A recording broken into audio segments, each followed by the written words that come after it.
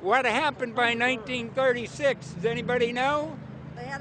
We instituted Social Security system, and you and I and our children and our children's children were pledged as collateral on the debt of our government to the Federal Reserve. And that's where we're at today. It took 20 years to make this country bankrupt, and since then, our government has operated under emergency powers of our government. It is not the president that makes the decision in this country. It's the Secretary of Treasury who turns around and is put in there by the Federal Reserve to manage the bankruptcy. We've been in bankruptcy ever since. So to print $700 billion and to give it away, how do they get away with it? The manager of the bankruptcy is told by the Federal Reserve this is the way to go. That's where we're at today. Yes, we should point out, Congressman Ron Paul now has a huge amount of sponsors for a bill in the House of Representatives to abolish the private Federal Reserve crime syndicate. In 1913, the money power of the country was taken away from the people. By constitutional privilege, it belongs with the Congress, but it was given up in the Federal Reserve Act. The Federal Reserve is no more federal than Federal Express, but yet it has the power to determine the direction of use of money in our economy.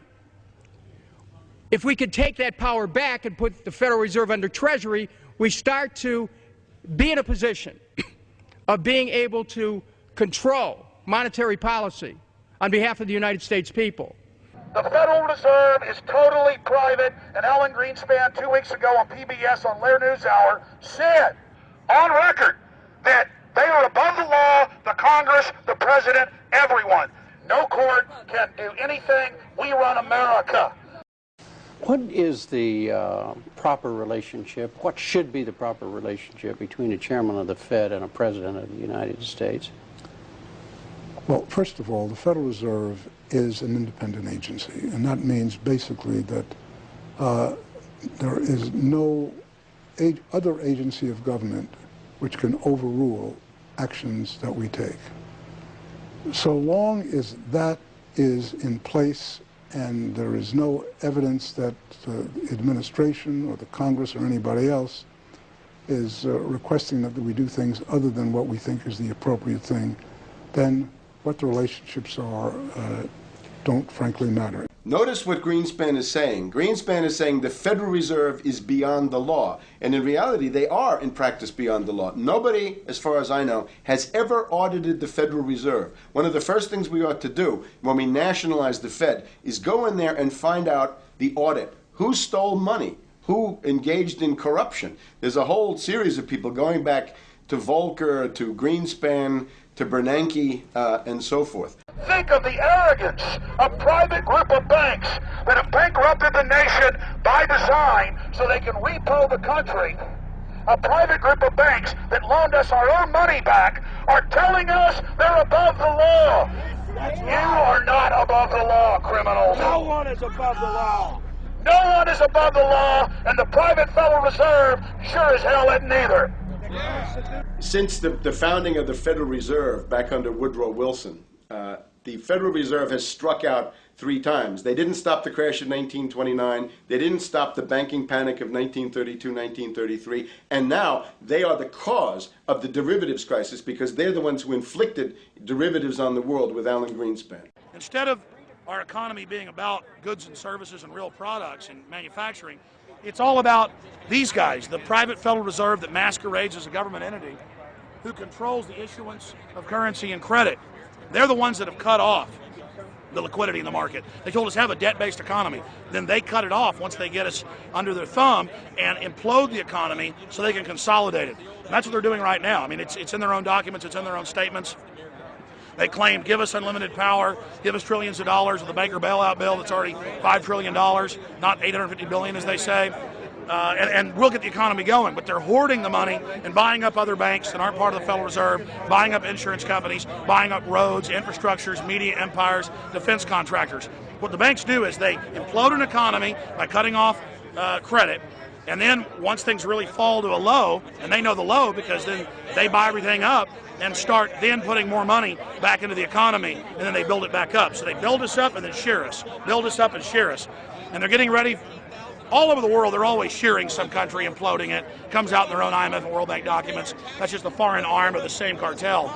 And these are the people who claim to be the saviors of the economy, the people who have created every important crisis in the past 100 years, the Federal Reserve. So it's illegal, it's unconstitutional, and it's a failure. And I think the failure is what everybody can see right now.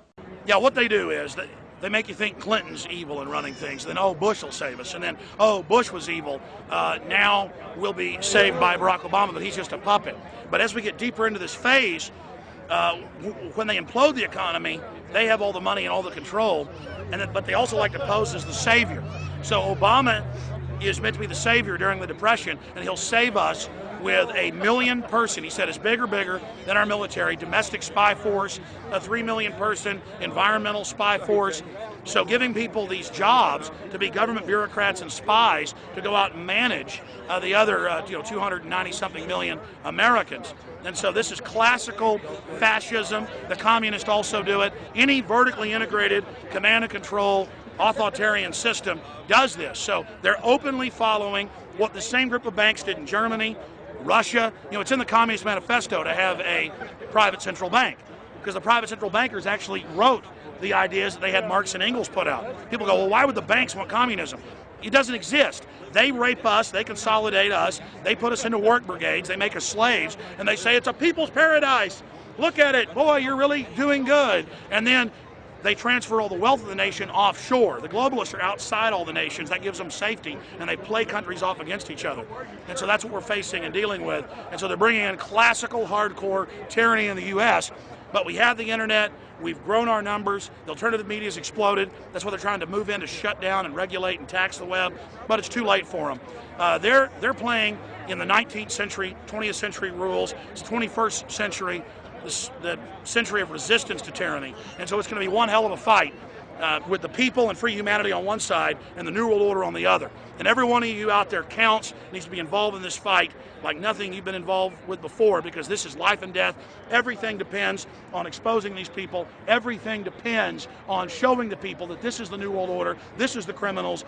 We're dealing with the king rats here, the people that are carrying out tyranny worldwide. And either they fall or we fall. Either worldwide darkness and a new age of tyranny and oppression and with a scientific overlay, or a new age of liberty and freedom and a new renaissance. The choice is the people's out there.